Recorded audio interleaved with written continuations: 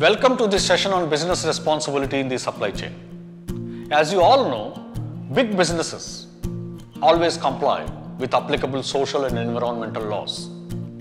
And they also do something beyond the compliance. However, we find child labor being employed, human rights being violated, and very toxic discharges into the river bodies, water bodies. All this happens sometimes by some large industries, but majorly the medium, small and tiny industries. Who are they? They are part of the supply chain of the big business. The big business sometimes adopts being clean by becoming lean. Whatever is the dirty activity, they know that it is the supply chain which is doing it. Businesses have to be responsible for their supply chain too.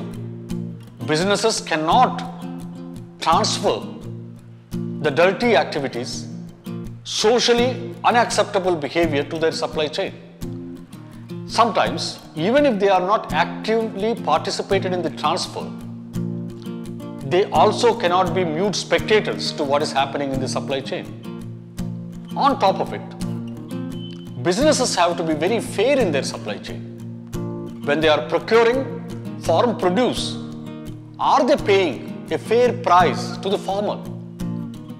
Or are they keeping the small farmer because he's weak, he doesn't have enough bargaining power? Their trade practices there are unfair. So, we have an excellent panel here coming from fair trade practices, social accountability practices. They are thought leaders, they are practitioners. They are going to discuss all these issues regarding how business has to behave fairly along the supply chain. I welcome all of you to join the deliberations in the next 30 minutes and enjoy it. Rambabu probably already gave you the bad news, which is that two of our panelists are not present today. I'm going to give you further bad news, which is that the four of us will actually fill up that full time. And therefore, if you thought you could be spared of, a limited time, you're mistaken. We will fill up the entire slot. So, in no particular order, or probably in the order that is listed in the program, I would invite the panelists, starting with Sri Rangarajan, to first, in probably about 3 minutes plus, expound on the themes that they will talk to you, and then we will revisit those in the second round. Ranga. Thank you, Tommy. Good morning. It's my great pleasure to be here, and I'm looking forward to all the interesting discussions that are lined up for this morning. Let me start with a brief introduction. By the way, if you have not got it still, I'm Sri Rangarajan and I work for Fairtrade International. So let me start with a brief introduction to Fairtrade before we get into how Fairtrade addresses or promotes the socially responsible behavior in the supply chain. So what is Fairtrade? Fairtrade is a practical response to the unfairness in the current global trade. It's an ethical certification system and movement with people first approach to the trade. It offers farmers and workers all over the world, or especially in the developing countries, a fair deal or a better deal, an opportunity to improve their livelihood and plan a better future for themselves. It offers consumers a very powerful choice to reduce poverty and instigate change through their daily shopping. The reason that Fairtrade has taken trade as an instrument to tackle poverty is due to the fact that trade has far deeper impact in addressing poverty than aid.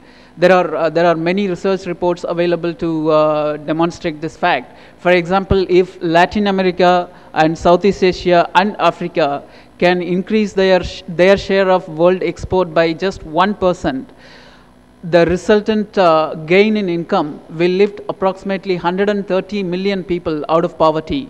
In Africa alone, it will guarantee $60 billion additional income, which is almost 5 times the aid that the continent receives currently. Fairtrade has been addressing the challenges in the supply chain for the past 15, 20 years through promoting trade partnership based on transparency, respect, and dialogue. There are, Fairtrade standards require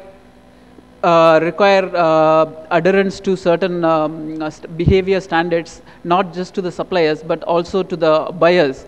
And all the Fairtrade certified products has to meet 3 pillars of Fairtrade standards. One is the social standard, and second is the economical standard and environmental standards. We can get into the details of what these standards cover a little later. But Fairtrade has brought, through these standards, Fairtrade has brought significant livelihood benefits to millions of farmers all over the world. And it has now grown to become a global movement, with Fairtrade certified products being sold at more than 23 countries. And as an exciting development, we are working towards launching Fairtrade Mark and Fairtrade certified products in India sometime next year. With our huge international experience and expertise with working with people like Starbucks, I have seen the Starbucks sustainability guy talking about the third-party verification, which is Fairtrade system. And also organizing, our experience in organizing small producers and marginalized producers. We hope to work very closely with the Indian businesses to address some of the complex issues faced by the farmers. Thank you.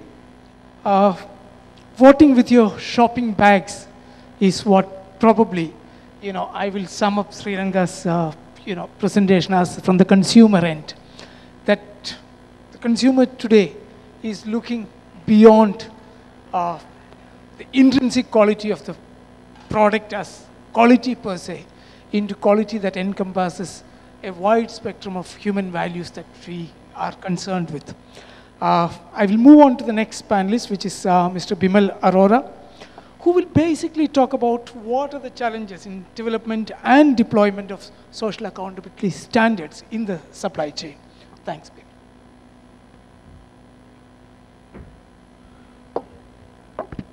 Thank you, Tommy and Ram. Good morning, everyone. Thanks for the opportunity, to share about my work, it's been a bit of a passion for me for last few years. This current passion is about sustainability in supply chains that I'm working on. I'm heading a project in GIZ. GIZ is a German international organization, for those who don't know. About 2.5 years ago in GIZ, we started a project called Scaling Up Indian CSR Initiatives. The focus essentially has been to set up an institution in India, an organization, a non-profit organization in India, to focus largely on the supply chain. Now, why to do that? Because for almost, you got the background already in the video, and Sriranga has already covered about the fair trade. Fair trade movement has been around for a while now. For about 15-20 years ago, there has been a huge, focus developed on standards, voluntary standards as we call them. I'm sure every one of you know here the public standard, the BIS that we have, Bureau of Indian Standards, which is a public agency setting standards. And then ISO, everyone knows, ISO standards that are there. Besides that, there's a long a movement, so to say, which started setting voluntary standards. Now, voluntary standards has been basically that a company like Starbucks or Levi's started creating their own code of conduct for their suppliers. And the last 15 odd years, we have had interesting experiences on operationalization of those standards. And that's what my area of interest and operation at this point is, and that's what I'm going to be touching upon when I'm talking about how the standards have been developed and how the standards have been deployed over the last 15 odd years by companies, multinational brands like Levi's or Starbucks or or in different industry sectors, whether it's apparel sector, the sourcing that is happening. In this phase of last also 25 odd years, India, China, countries like Bangladesh, Sri Lanka, much of some countries in Africa, some countries in South America have become production hubs for the world, where much of the production is happening, because Levi's and Gap and Nike are brands only. They're marketing, they're creating brands, they're marketing where the production is happening in these countries. So sourcing, whether it's in the farm products, whether it's food products, whether in the apparel products, is happening in countries like this. And when they're sourcing from these countries, there are some standards. Standard essentially is a tool to which, or a benchmark or a guideline telling their suppliers that they should follow these practices. And how it has happened is what we are basically working on, and I'll be touching upon as we go forward. Thank you. Thanks indeed, Bimal. I think he will get into the meat of his presentation in the second round, and thanks for that introduction. Joseph Scaria. Yeah, thank you. I would like to build upon from the role what I am doing today with my organization, that is Habitat for Humanity. I'm in the business of working with corporations across the world in terms of making corporations to be doing good. Why I'm saying that word good again, we tend to become smart companies. And the fair trade is also talking about being fair. I used to work with, or I used to write speeches for the chairman of a company, an organization known as CFBP. You must have heard about that, Council for Fair Business Practices in Mumbai. That is in my earlier life. So it all started with that fairness of it like. So from there, I just got to make corporations how to be really doing good and do it really well. Today, Habitat work with almost 5,000 corporations across the world in terms of promoting CSR, corporate social responsibility. We give that kind of a platform to build or work with us or such NGOs to promote a cause. That could be one. Or even taking the marketing route, we take the CRM route, cause-related marketing, or the CSM route, that is the cause social marketing, corporate social marketing they call it. Or it could be yesterday what we talked about a lot of time on checkbook philanthropy. I love that. People say that checkbook philanthropy has to be giving way to a lot of creativity. Creativity is good, fairness is good, but without a check, nothing moves. So check on that. Then also engaging the workforce. That's also an integral part of the CSR. Workforce in terms of doing good. Then the last in that CSR framework is being a responsible business practices. It is in that specter this supply chain management comes in. In any kind of supply chain management, a lot of stakeholders are there. For a big company, it is a lot of, in the supply chain, most of these SMEs fall in line, small and medium enterprises. It's a very important and integral part and a vital part where we could build this CSR aspect out there. So this is exactly what Habitat, my organization, does, and that's what I am, a CSR promoter, so I could look into those areas and give ideas, give case examples while the discussion is going on this supply chain management and the CSR, responsible CSR aspect. That will be my contribution today. Thank you.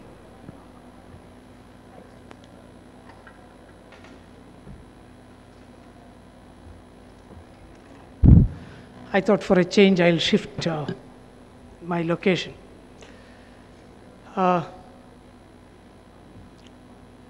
some key words that emerge. Fair, good, and around that fulcrum, standards. Almost like saying, fair enough, good enough, but who decides? What is fair? And how to verify? Let me keep that segment as what we will continue to discuss, but let me try and see if we can map the landscape as it were. Why are we doing this? Why are we discussing this? Why is it so significant now? Yesterday you heard of 300 million people in the richest country in the world. That's a total population. And we are today facing an Indian middle class that is purchasing power, that is money to spend, which is again 300 million.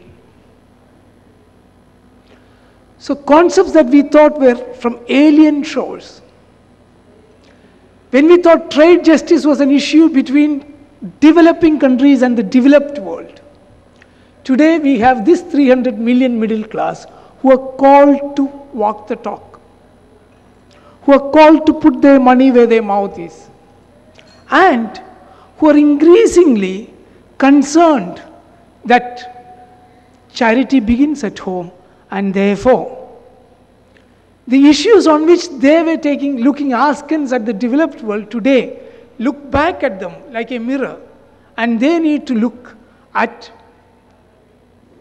the Bharat versus the India, the rural India versus the urban, the affordable versus those who cannot afford. The landscape of corporate social responsibility therefore necessarily moves from what was earlier considered a charity realm to a significant business proposition. I think this changing landscape, the fact that there is 300 million middle class out there, the fact that corporate India cannot brush aside the reality of rural agrarian Bharat is coming into sharp focus. A second angle to this, if this is the context, and here I'll go back to the place where I come from. About 4 months back, Confederation of Indian Industry organized a conclave, a single day affair, but very strangely titled. It was called Made in Kerala. Made in India, of course, we are aware of. Made in Kerala. Confederation of Indian Industry organizing a mega event called Made in Kerala. Now, what did this signify? You know the Kerala story actually. If you are in the corporate sector, you would know.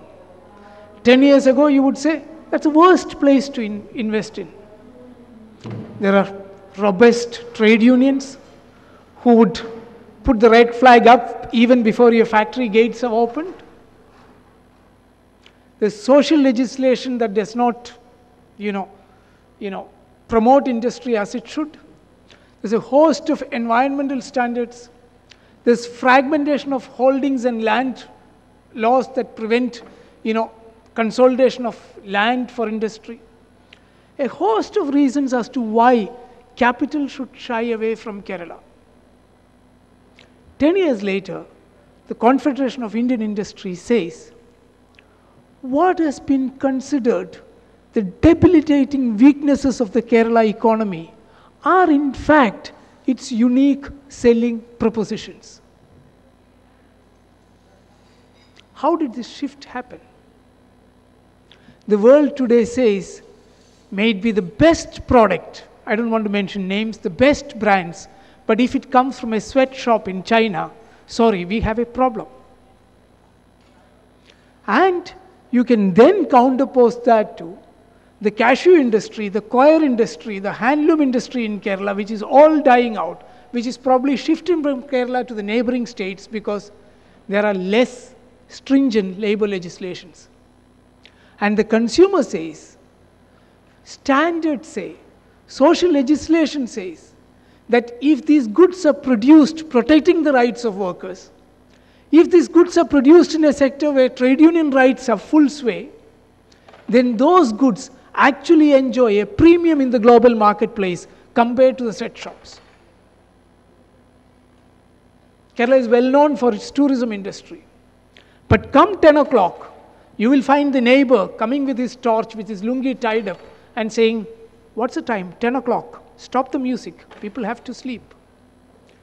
Now, a visitor to that facility actually feels much better rather than to that coming in that chartered flight to that cloistered, antiseptic environment where there is little contact to the local community and environment, and which actually shuts access to common resources of a community to give this exclusive experience to the tourist.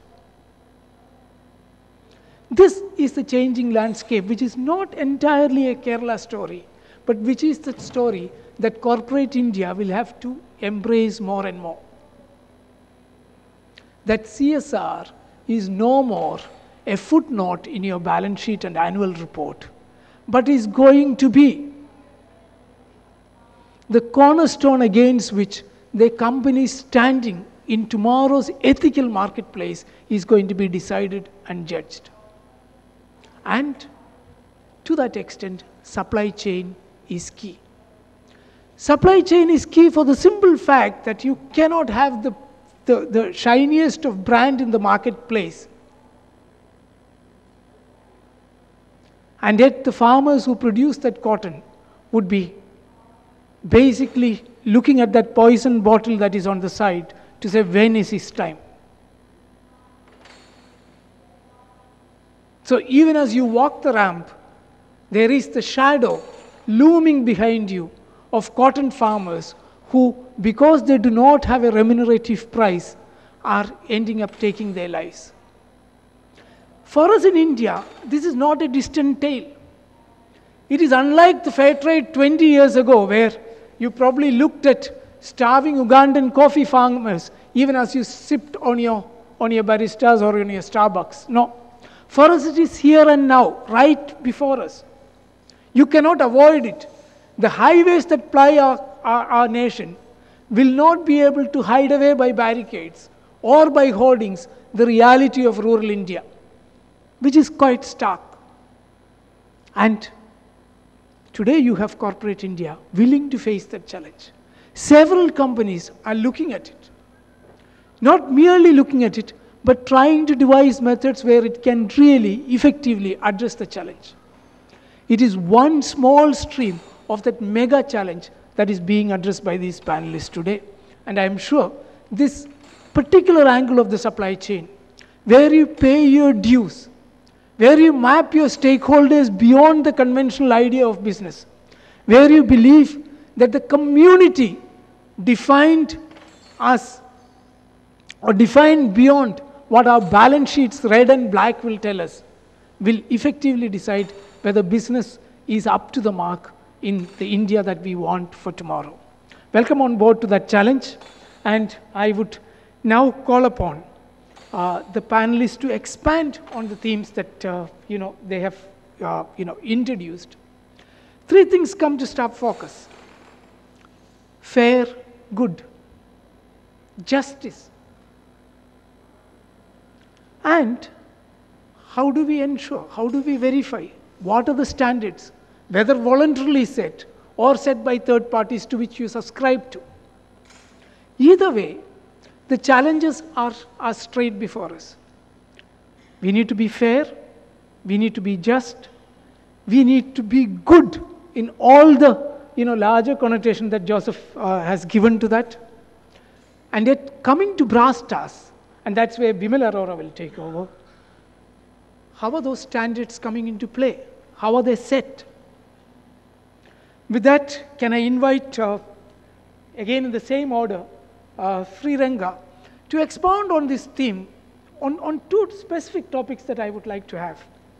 When fair trade began, there was one slogan that was probably something that drew people like me into it, like flies to fire. Trade, not aid. Over to you, Morgan. I think that's the one that I would want you to expound on. I think probably, thank you very much for the inspiring introduction and setting the scene. Since we are focusing on supply chain, probably I'll start with the supply chain and then what fair trade does in terms of securing a stable and sustainable livelihood for the farmers. As trade becomes increasingly global, most of the large companies are always on a race to find the cheaper supplies and the quicker supplies. And the trade power imbalance in the supply chain, conventional supply chain, is all well known to us and where it is tipping towards to. The large companies are skewed by the large companies. The small producers and the suppliers are not able to invest in their business and also in improving the working condition or in adhering to the environmental standards.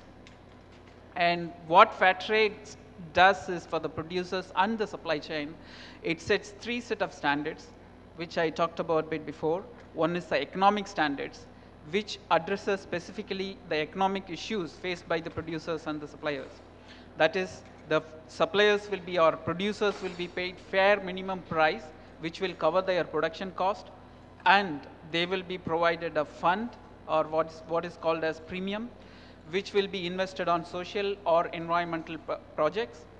And then, of course, we advocate long-term partnership, long-term secured partnership, which is one of the biggest problems that most of these small producers have right now. And then comes to environmental standards, which says that the suppliers or producers have to adhere to certain norms set by fair trade, which is avoidance of harmful pesticides and also handlings of pesticides, and of course we don't allow genetically modified products. And then we have the social standards, which says that farmers have to organize themselves into a group and also set a democratically selected governance structure as well as the decision-making process. So with these standards, we hope that, we have seen that making significant progress in the supply chain and change in trade practices towards socially responsible behavior. Before I get in further, I would like to get other panelists' comment as well.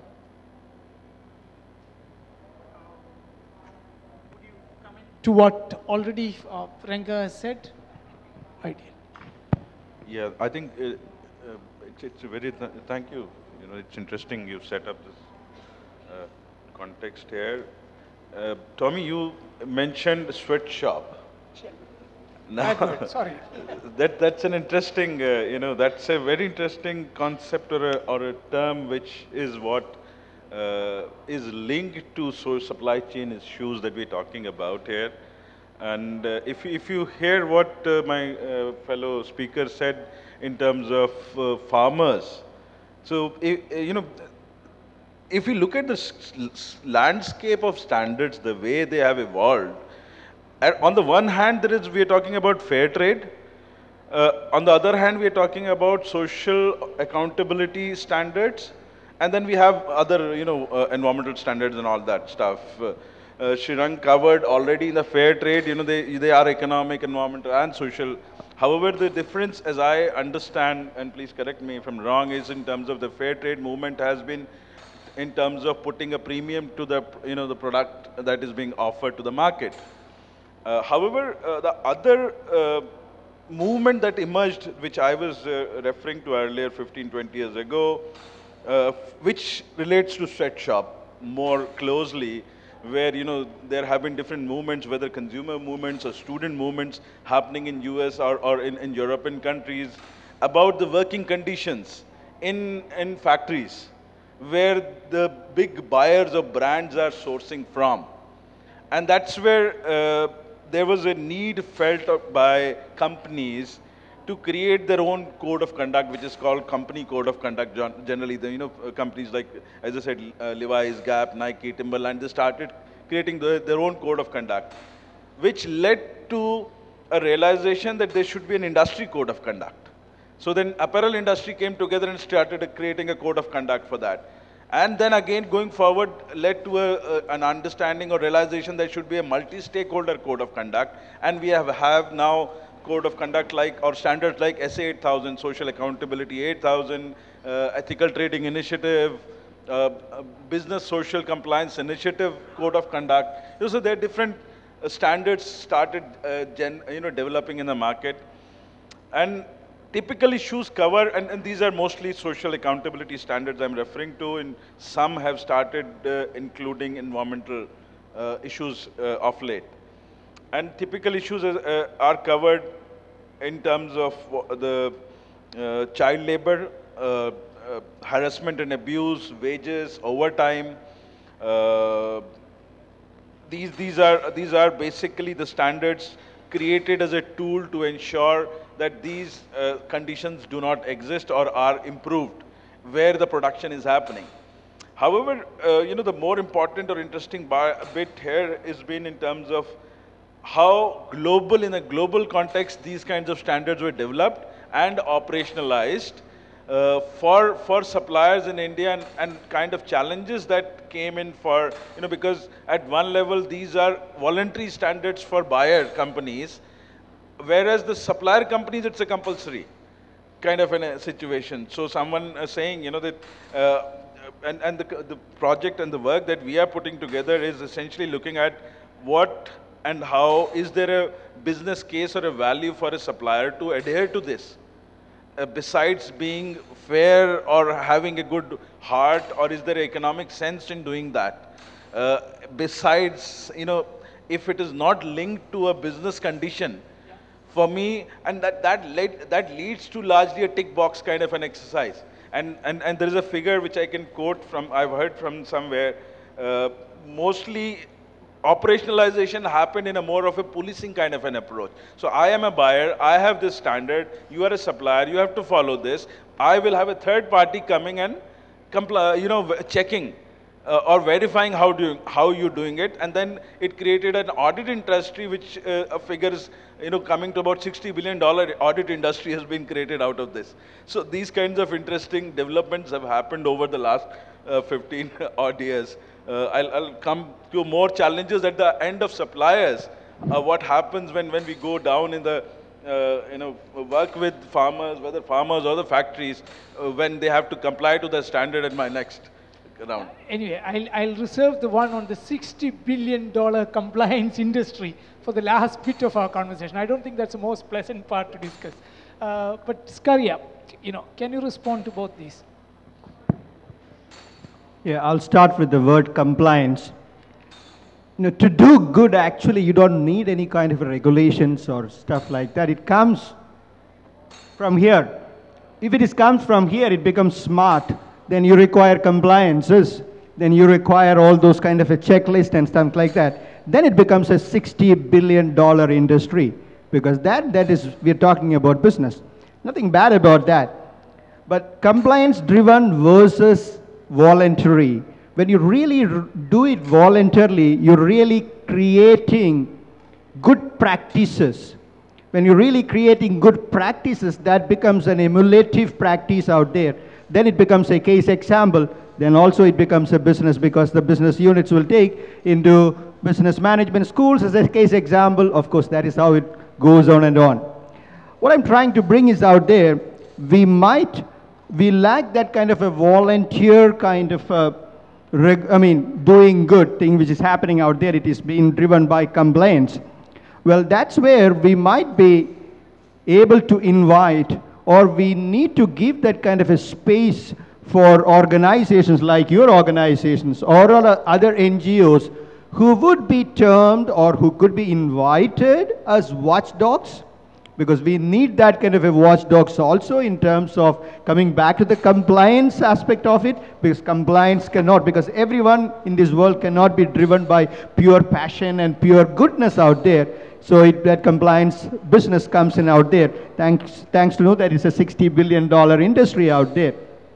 So coming back to that, is the businesses or is this industry is interested or would be welcoming these kind of doing good NGOs or doing good civil society organizations and bring that kind of a merger or an alliance build out there so that we really can create that beautiful utopian society which we are looking into? Probably then CSR would be a good route or a good invention or a good product it will become to really make this world much better. And maybe from that perspective I can say that CSR can become a really good religion in terms of building up that good quality of life in this part of the world. That's what I would love to comment on that.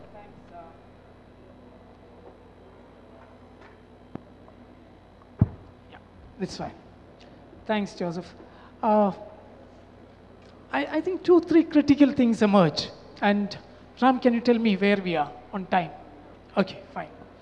On the one hand, you have standards that give certain minimum guarantees to the consumer on the one hand, to the company because it wants to know that it's doing right, and as Ranga stressed, very often to those down the supply chain, especially the primary producer of goods and services.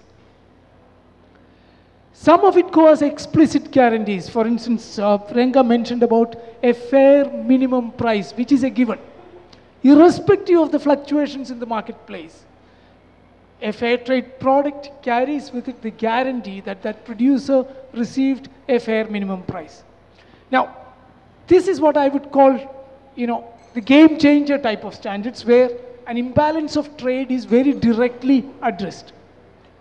But more significant is the question raised later by Bimal. A host of standards. But what is in it for me if I am the businessman sitting? Compliance is fine, but not merely to feel good. At the end, if I have to write a check, and Joseph says that it's important that you finally have to write a check. If I have to write a check, and if that check is as big as 60 billion, then I need to know what is in it for me. Earlier, as was rightly pointed out, these were compulsorily standards that used to originate from distant shores.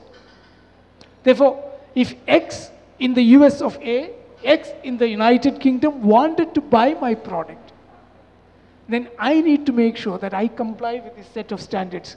I had no option. But even as I said I had no option, I knew very well what was in it for me. I knew I got an assured price. I knew probably there was long-term relationship. I knew I was securing a certain market.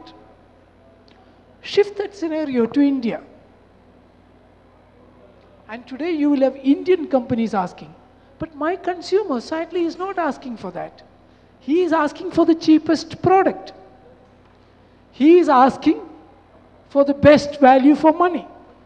And that value, as yet, do not encompass the social values, issues of equity, issues of justice and fairness that you, or the feel good, or sorry, wrong word, being good that you talk about.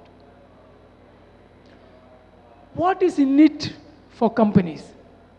And if we could dwell on that aspect.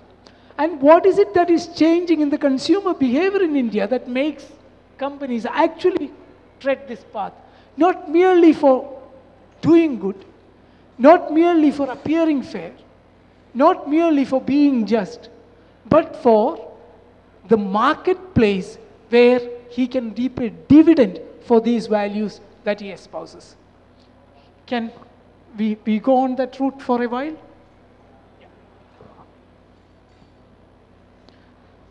Thanks, Tommy. I think to just put in a nutshell, is there a, I mean, I really like your question, is there a business case for the suppliers to get involved, or he is engaged in it because it's been imposed upon him due to the power imbalance in the supply chain? And most of the standards, and another question is $60 billion, whatever the industry is, what has it achieved? The standards were set for a particular reason, to improve the working condition, to solve and to improve the health and safety, and to improve the livelihood of the workers. But has it delivered its objective? It's really, really questionable. I mean, we still see a lot of new standards coming up again and again and again. And yes, there is an evolvement in the standards, and it has delivered certain, I won't say great progress, but yes, there is a progress. But is it related to the amount of money that's been sent, amount of resources that's been sent? It's really questionable.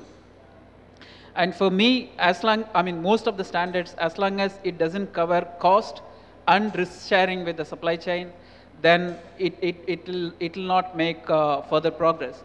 Because most of the retailers or the buyers, to say, they want to know exactly what is happening in the supply chain, and they want to know what is the salary paid, they want to know how many hours you work, and how you interact with your further operators, actors in the supply chain. But can the supplier question the same thing about the retailer? Then it's not a risk sharing, because they know what's your risk, but you don't know what is their risk and how it's been addressed, and whether, if only 5% of the retail price is coming to you, what is happening to the rest of the 95%? Can you question that? Because you are asked to give open costing of individual paise, how your individual cents, how you are spending, or how much, what kind of value you are adding to the product. So, sorry. So that's another question that we should definitely address, whether the standards have achieved what it is supposed to achieve. If not, where the value gap is. I think that's a very, again, you have posed a very interesting question, because, and I'll come back to where I left was in terms of when standards, and again I'm connecting the dots with a video talking about issues, and there's a supply chain manager, global supply chain manager, who's responsible to procure from the world, ensuring these conditions are met, and there are standard as a tool to ensure that. So it typically ended up in a more of a policing approach, saying that, okay guys, you have to do this.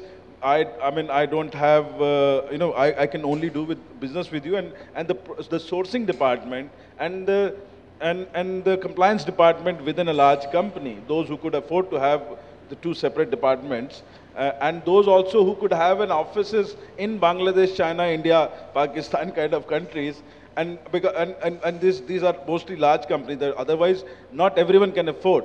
So the challenges start coming in terms of how do you ensure that the standard that you have put together is verified. So I would like to clarify, I didn't mean to be derogatory on audit industry becoming a 60 billion audit industry. It has played a wonderful role in its own capacity in terms of how they have verified whether standards have been met or not. Indeed, there are practices which others, some may like it or some may not like it. It's been seen as a policing.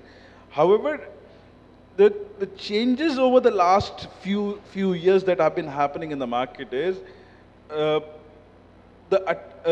criticisms coming out for brands or buyers has been that this standard implementation has not actually improved situation on the ground, because suppliers are only doing a tick box kind of an approach. They're only doing the compliance, following, saying, this is what we have to do. So if they have to maintain records, they will maintain records. Whether it is actually contributing to the situation improvement in the workers, for the workers, is not seen there.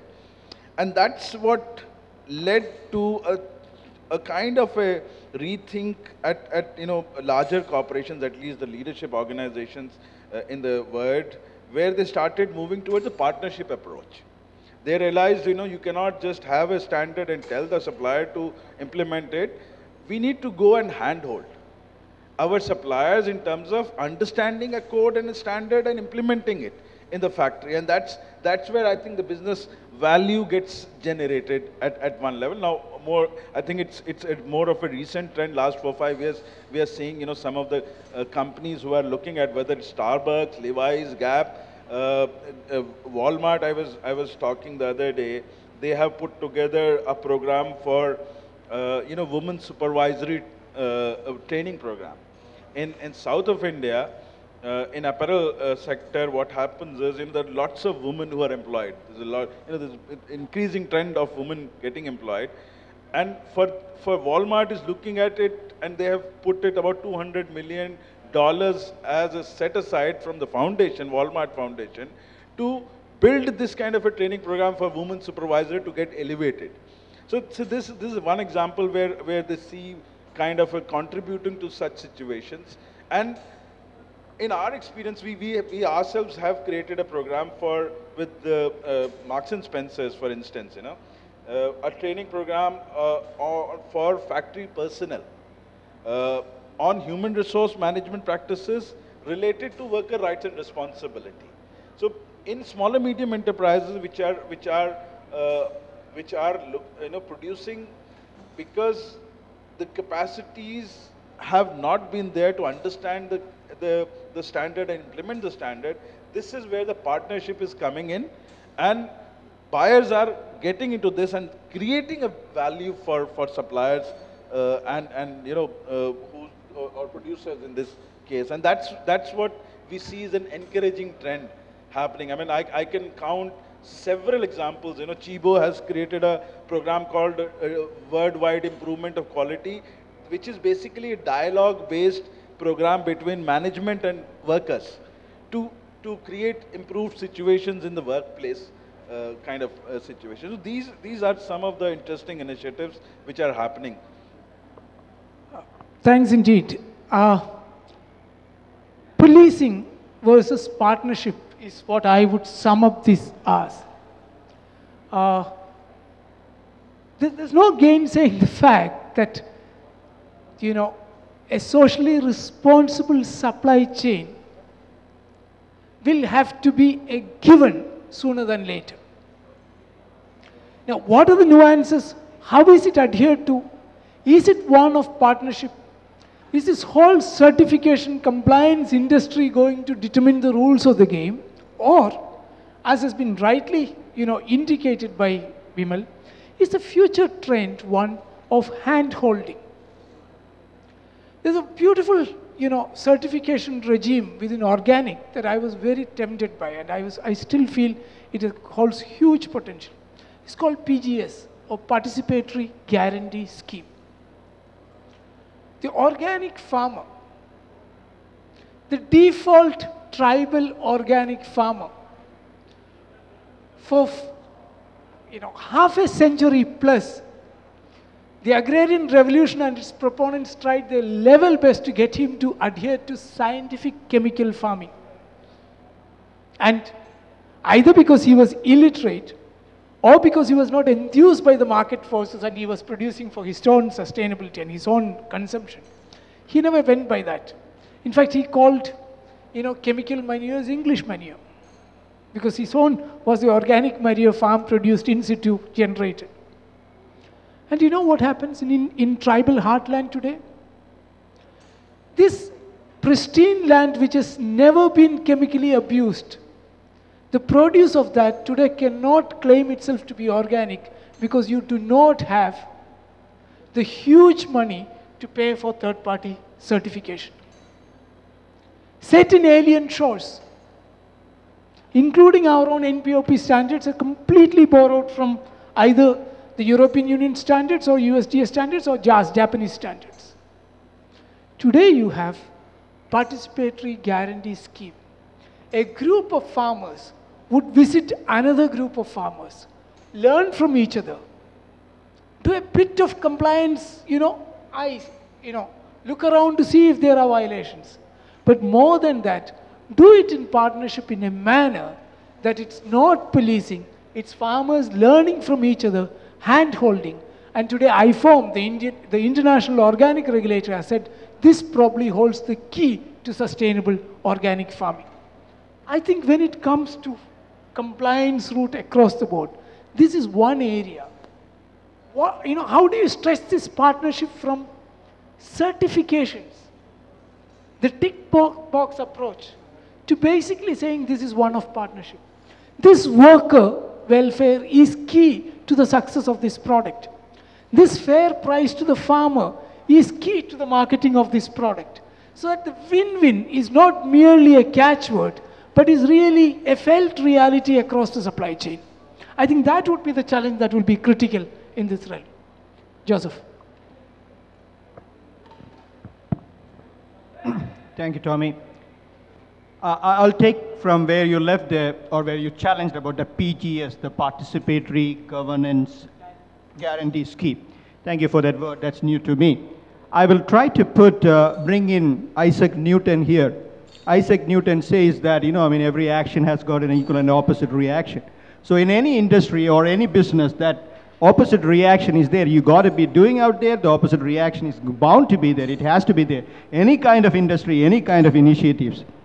That's where yesterday when we have presented in one of the sessions, I've heard the word jugaad. The jugaad comes in there. The innovation comes in out there in terms of taking that interest and inspiring your stakeholders, inspiring your team out there and trying to find answers for that. I would love to give, I come from Thailand, I interact with a lot of corporations out there. A brilliant example from an industry which no one likes. That industry is the paper industry.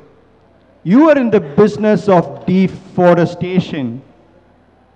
We are denuding the forest across. This company has come out with a jugaad method in terms of, in the supply chain management, the supplier, he went around and inspired 3 million farmers to plant trees. And he has created that market for those farmers out there. You plant trees, you grow it to a certain level, I will give you subsidies for that. You are my suppliers out there. This company's name is known as Double A. It's a beautiful company which has got, for innovation awards, more than those innovation awards. He is having a regular supply, which is a very responsible supply. When you cut one tree, you put 3 tree houses there. 3 saplings is provided. That is one example. And also there are other manufacturing companies like IKEA is now investing, because IKEA sources most of their timber from Indonesia and the Mekong region out there. Now they're now investing, or these people who are buying the furniture in Europe and America is now through other NGOs or through this Double A kind of an organizations are investing back so that they are easily giving liquid cash from their profits which they have created out there. So I love that kind of a jugaad word which I learned yesterday. That innovation in terms of replenishing or giving it back, or just encouraging every people to be caring for that kind of a planet. That's one thing. Then if you permit, Tommy, I come from the NGO sector.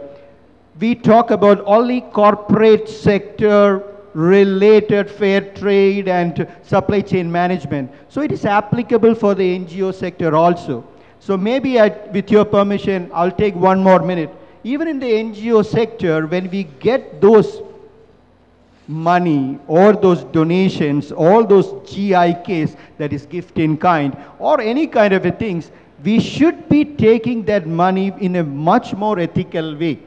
We are also, that's also that socially relevant practices or responsible practices are important. You should not be taking money from the tobacco, or we have certain kind of ethical standards out there, ethical policies in terms of whom we are getting the money from. So it is applicable for all the sectors. It is just not for the corporate sector. It is applicable for the third sector or the NGO sector or any other sector.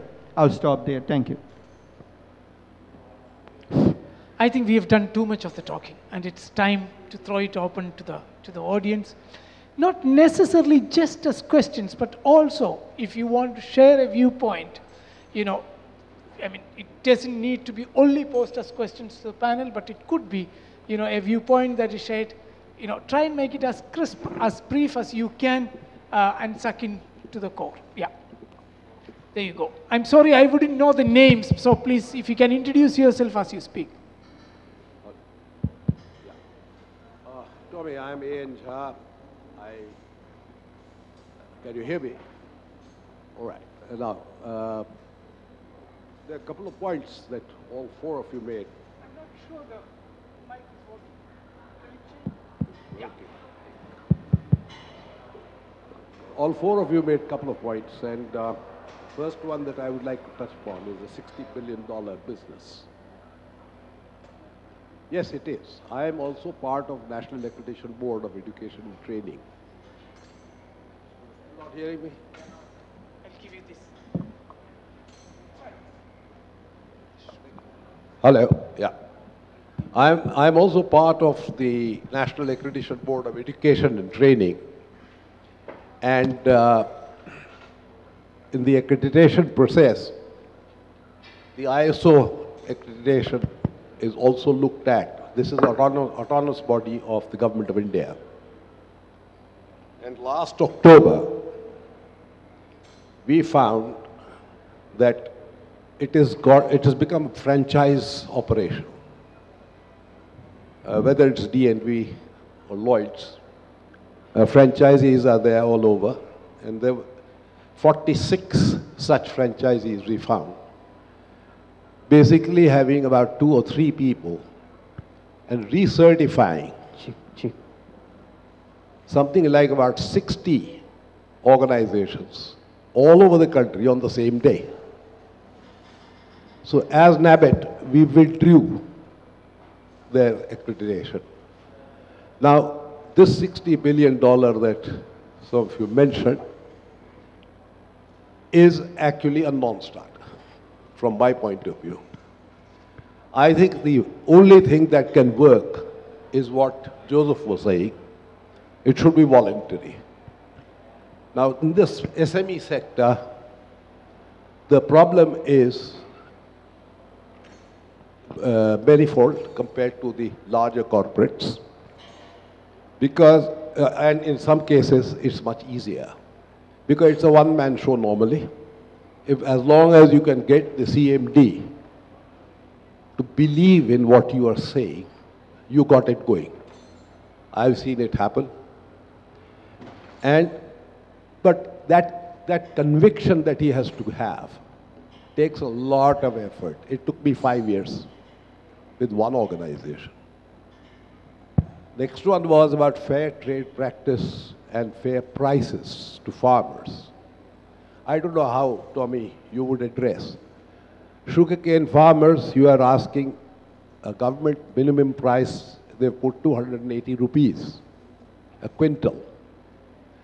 And places like UP and Bihar, the quantum of sugar that they can get per quintal of sugarcane is just about 9%. So therefore, 9 kilos of sugar, the sugar mill is paying 30 rupees. Now you got a capital invested in the plant, you've got working capital invested, and you are expected to sell the sugar at 20 rupees or 18 rupees. How would that be? Who is being fair to whom?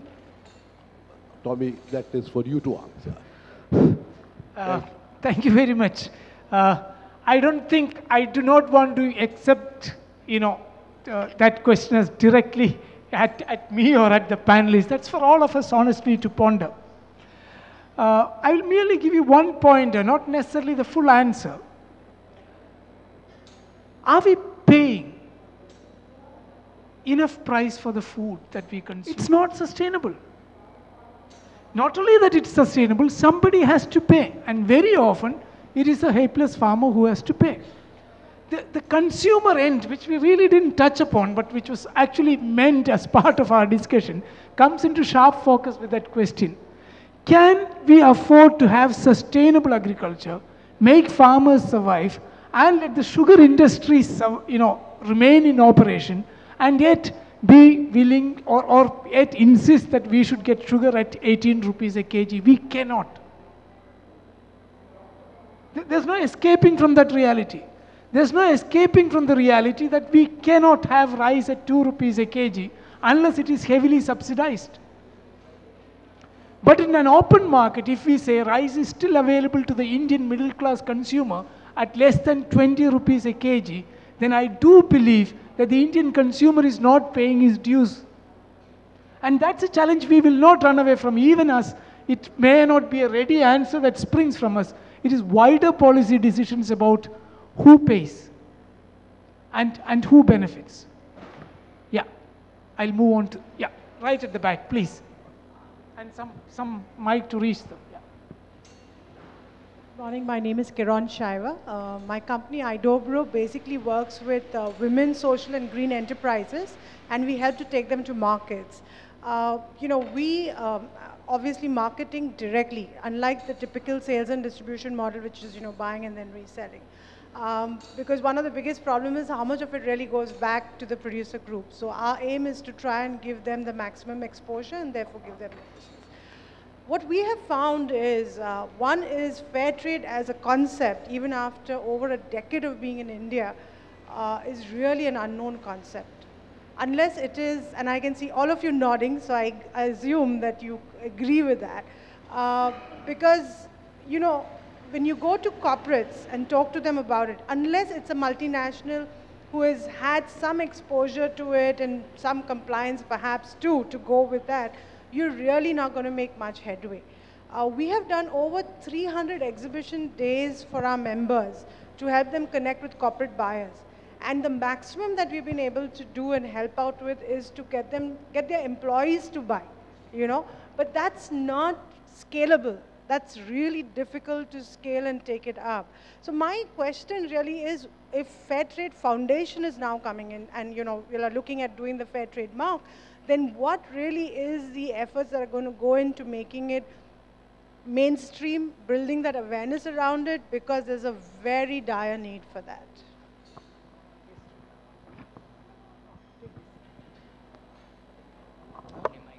Thank you. It's a very interesting question. The focus of fair trade in India has always been as a producer country where all this where it's been happening for 10, 15 years and most of the producers were exported, not necessarily focused on Indian consumption. And that is what we have started, or we are looking to do now, which we have just started probably a couple of months back. And when we start, definitely there will be plan to engage with consumers, because fair trades, major part of fair trades, USP is consumer engagement, because it's a grassroots movement. And of course, the industry engagement as well. So hopefully in the next couple of years, we should be able to advocate to the businesses that to the advantages of getting inside with fair trade, and also the impact that it can create to the small farmers and small and marginalized farmers. And same thing goes with the consumer engagement as well. I mean, that's what we are hoping, that the fair trade mark in India will give the consumer an opportunity to give them an opportunity to tackle poverty in their own terms through their everyday shopping. Just the fair trade, it's generally the standards, awareness on standards is low. So if you look at what we have discussed in the last hour or so, it has been largely about the export market we're talking about. When you think about, I was posed a question by a friend of mine, an academic friend of mine from IIM, can you name a company in India which has supply chain practices with sustainability issues included? And I was at loss to find a company. Who's looking at social and environmental issues to be covered. So domestic market standards or fair trade as of now is much challenge, and I think it's now emerging, and I have my colleague here, Neha, who has been working with the Ministry of Corporate Affairs to help the ministry create a national voluntary guidelines. Now these things are now emerging a lot. So awareness is going to be increasing, and then we may expect that and similarly the Ministry of Textile is supporting creation of a common code of conduct called Disha. So and Ministry of Food Processing has come out. So for the domestic market, it's now emerging, and going forward, we have a better hope to have these things. I think that question basically encapsulates the concern of this entire, not just this meeting, but this entire work, conclave as far as I can see, that there is a new awakening that is happening, and this is but one of the several, attempts that will try and capture this momentum. and ride on it and make sure it is steered in a manner that it fully responds to the aspirations from both ends of the spectrum, of corporate India making a business case for it, and of the producer India, or three ends of the spectrum if you want to say, the corporate India making a business case for it, the consumer end making a value choice, and the producer end making sure his or her sustainability concerns are addressed. Yeah, please. We will respond. Yeah, okay. This is not a question. Yeah. Okay, and in that order, beyond that next, yeah. This is not a question. This is a model which I want to showcase to the, those who are from Bombay are aware of this model. This is a 3 decades of successful model, scalable, sustainable model. Bombay is into center suburb and western suburb, and people travel 35 kilometers to a mass transit railway. This model is based on that. This is called a Dabbe Wala model, this service model, where the tiffin goes from a suburb to a city where the office is located. Irrespective of whether the person is located in Amarnath or in Virar, the tiffin goes at time. This is a, I said, sustainable, scalable model. It is totally by people who are not MBA graduates. This model is replicated by the FedEx gentleman, who though the set is FedEx, he came to India. He learned this model. Prince Charles appreciated this model, and is run by people who are not qualified. The tiffin do not get exchange. It also goes back. Very honest, very dedicated team of people still exist for 3 decades, and that is serving the Bombay community. I just like to example a highly good example of social behavior in supply chain service industry. Okay, thanks for that example. Can I just make Joseph Scurrier respond very briefly to the comment before the next question comes up? Yeah. Thank you. I'm just talking on that mainstream word which Karan brought out there. Basically, we are talking about fair trade. Actually, for me, I feel that the trade which has to be fair. When you take fair trade, you're really making a sectorial kind of an approach. We are really creating a genie out there. Fair trade is a totally different one. WTO or alternate trade organization, you're really creating that. For me, it is always a trade which is fair. I'll just stop here with 2 examples. One is the Ben & Jerry model. The Ben & Jerry model is a brilliant ice cream model which has been reinvesting for the Amazon rainforest and things like that. When it was really growing and growing and growing, it has been mainstreamed by Unilever acquiring that. So, you got to be mainstreaming such kind of a models by that, creating that kind of a leaping, quantum leap to the society out there. Patagonia is another model which is reinvesting into the furniture one. And also Body Shop, which has really created that kind of a sexiness of that mainstreaming aspect of it. So fair trade should not be kept as a sector. It has to come into the mainstream. So that thanks Karan for bringing that particular word of mainstreaming, and that is how that real, quantum leap can happen, and then it becomes, a synergical way of taking forward. Thank you. Thanks indeed. Yeah. I'm representing IRFT. We are also one of the organizations that promote fair trade in India. And as a retrospection of our experiences, I would like to link with the one point that comes out from the panel, that is imbalances in a supply chain.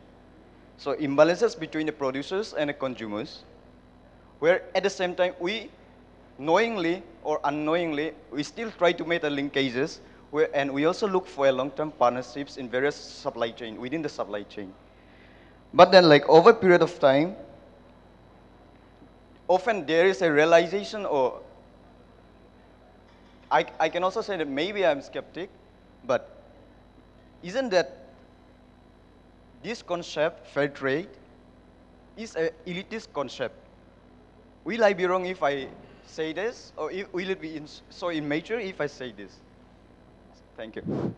I don't know if I should take that. There are enough people in the panel to take that.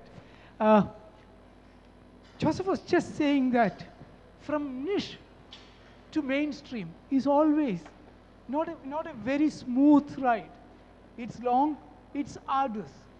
But do not forget, what started as one box of coffee, as in a container load of coffee that came from Nicaragua, one box of sugar that came from Cuba, was sold in small little what is then called world shops the Oxfam World Shop, the Tradecraft World Shops.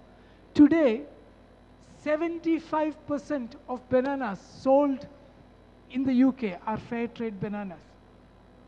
100% of bananas sold in Switzerland, other than in small shops, because Migros and Coop, two of the supply chain, retail chains that completely cover Switzerland, only sell fair trade certified bananas. So the road to mainstream is very much there. Tea, coffee, the big brands that have caught on. Dairy milk, which is found all over the world, even in your own country, is sold as a fair trade labeled product in the United Kingdom, which meant one cocoa cooperative called Copa Coca, which means the good cocoa from Ghana, which used to sell a tiny portion, about 3% of their total cocoa produce as fair trade, suddenly, quantum leaped that production to about 62%. 110,000 farmers benefited straight. What is it? Kit Kat, which had the fair trade, label on it. Again in the UK, and now probably most of Europe. Changed the cocoa scene in Ivory Coast entirely. And in the midst of a civil strife that actually devastated that country, if there was anything that held on as hope, it was the cocoa farmers who were then paid a sustainable price, and an economy started limping back to near normalcy. So the mainstreaming is very much on the cards. And the challenge for us in India is precisely this, that we do not make this a niche effort, not just fair trade.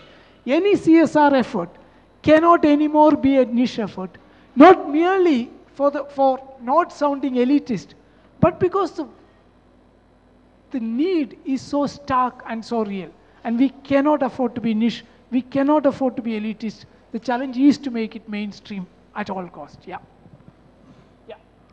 Yeah, myself, Ravindra More from Mahindra & Mahindra.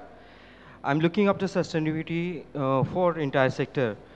And I'd like to share my views before raising the question.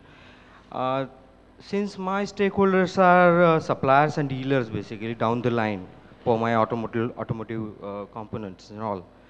And I'm actually from the Mahindra & Mahindra side, we are imparting the sustainability trainings and all at suppliers, and probably all resources we are investing for that, so that to have some development or some sort of exposure towards the CSR and all will be given to them. And second part, we are carrying out our audits also at the suppliers. Through that, what we felt that they are also getting benefited from, you can say, energy, water and all, and other compliances, what rightly you all also emerged just now only. So those things also being captured. Now, one side, what I can say, we are supporting our suppliers or maybe supply chain in this way by investing all resources and giving some benefit to all down the line chain basically. So what my question is, yes, they are also benefiting, they are also responding in good way. They are after us now saying that yes, please come us, please do train us. We are getting benefited. We are also having some lot of these things, savings in all energy and water and all based on your inputs and all. Then my question again comes to that, do you have something over and above so that I can throw some inputs to them? Can you, more than what I am just now imparting, so can you say something on that? There are, benefits that can be demonstrated, shown. First of all, you as a buyer supporting that initiative in itself is a business case for them or business value for them. Secondly, some of the work that we have done in GIZ is supporting an industry cluster together, where they have generated value in this, when they came together, they save money as a cluster, and when they sell to the market, that there is a value being created for them. So besides that, that's more on the economic side. And the environment side, if you sustainability side, if you look at issues like water, energy, and other issues, I mean, I don't have to talk about, you already doing that. On the labor side also, how it helps, how these kinds of support helps them improve productivity in labor or retention in labor. Labor is becoming a huge challenge for smaller medium enterprises in particular, where these can be shown as creating value for suppliers.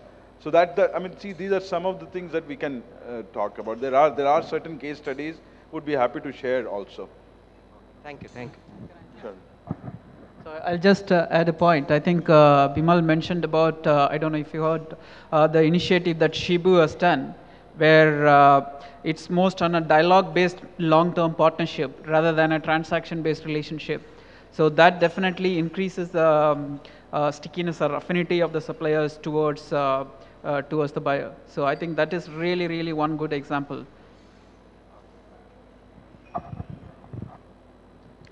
Questions anymore from the audience?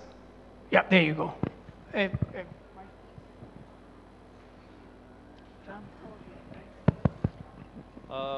My name is Sriram Karandikar. I am basically representing auditing agency from one of, you can say, 60 billion industry. That's a catchword today. One of the police also, you can say. I have done number of audits for the companies you mentioned. And firstly, I agree with you what you say. It's a policing approach and compulsory things from supplier side. One aspect I would like to have your opinion is, we are talking of suppliers and buyers and the workers. But one of the important factors, especially the law enforcement agencies, the government agencies, they have failed. And without their contribution or their involvement, this exercise is not going to sustain over a period of time. Because we find if external person from third party organization or from the customer goes and finds a lot of issues, why can't government agencies find those issues? Yeah. So that efforts, I think, need to be made involving government agencies. I couldn't agree with you more. I'll give you one example and we will wind up, by the way. I've been shown the watch several times.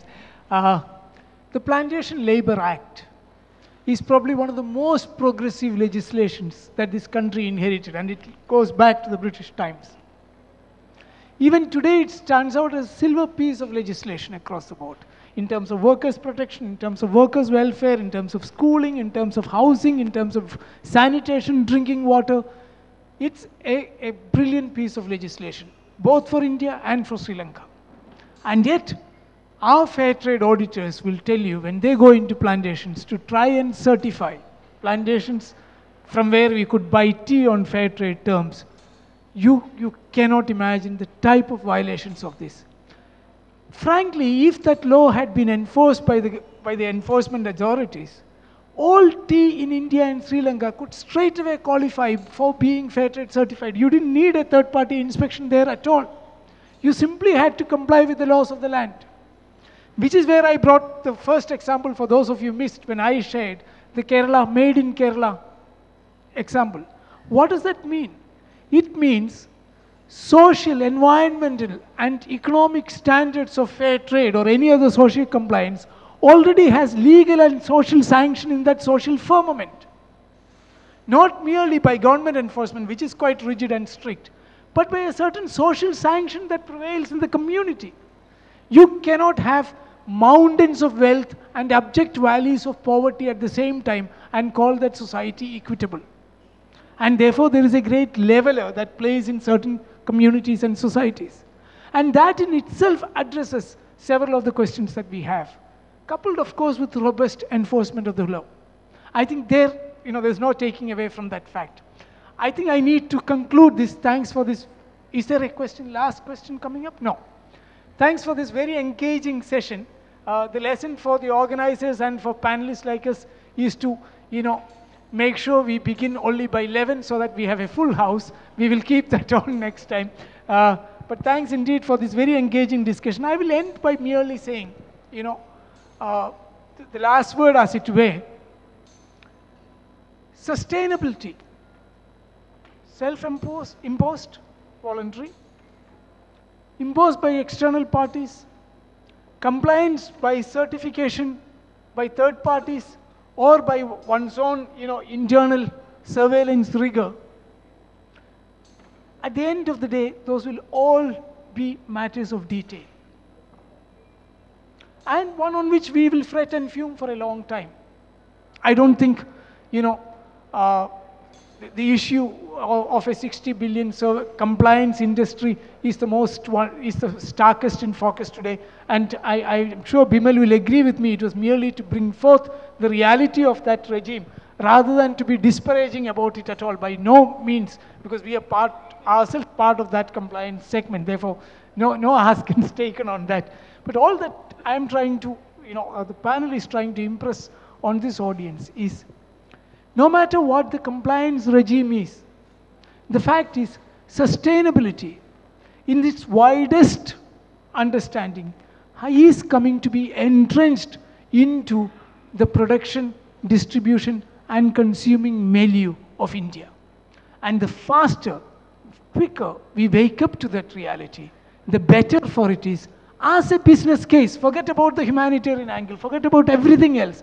As a robust business case, the quicker, faster we wake up to it, the better for all of us. And in the bargain, if the producer, the consumer, the environment, the sense of equity pervading our skies seem to, enhance its scope, so much the better. Thank you very much for your patient listening, and I hope it has been worth the while for you.